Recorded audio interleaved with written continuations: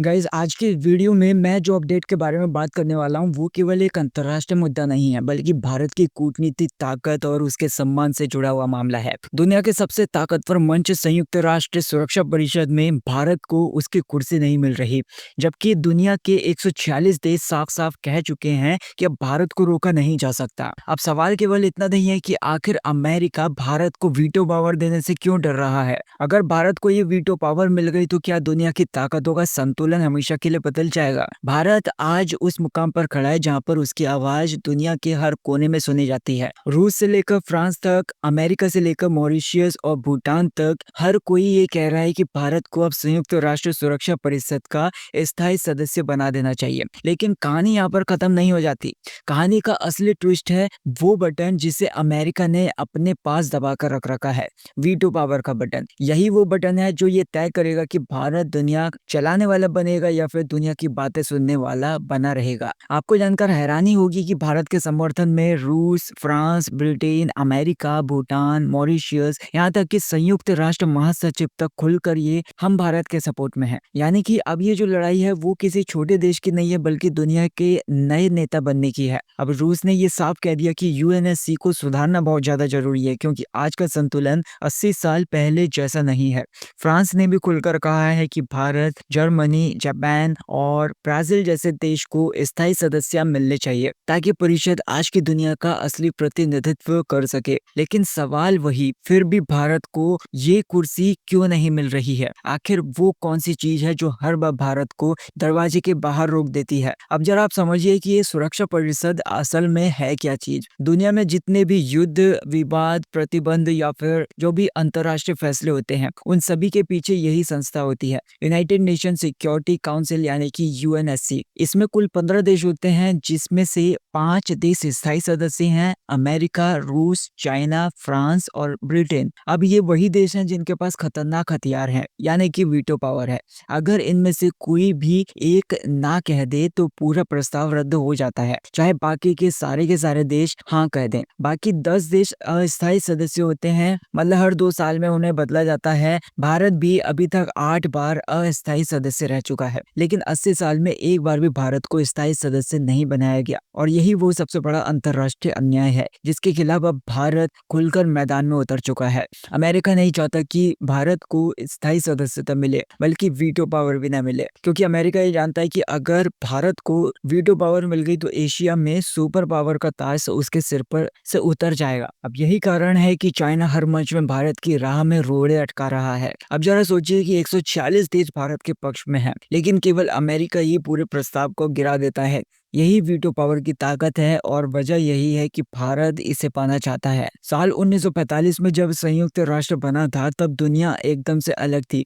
तब ना तो भारत की अर्थव्यवस्था इतनी मजबूत थी और ना ही सैन्य शक्ति इतनी बड़ी थी। लेकिन आज भारत दुनिया की 5वीं सबसे बड़ी अर्थव्यवस्था, सबसे बड़ा लोकतंत्र और वैश्विक शांति मिशन में सबसे बड़ा योगदान देने वाला देश है। भारत कहता है कि अगर यूएनएससी सच में आज की दुनिया का प्रतिनिधित्व करना चाहता है तो भारत को शामिल करना ही होगा। भारत ने अब तक यूएनएससी में 8 कार्यकाल पूरे कर चुके हैं। 1950, 1967, 1972, 1977, 1984, 1991, 2011 और 2021 में बार बार इस मंच पर चुना गया, लेकिन हर बार स्थायी कुर्सी से वंचित रह गया। लेकिन अब सवाल यह है कि भारत क्या कर रहा है इस लड़ाई को जीतने के लिए। विदेश मंत्री एस जयशंकर ने राज्यसभा में ये कहा था कि भारत के लिए यूएनएससी की स्थायी सदस्यता सर्वोच्च प्राथमिकता है।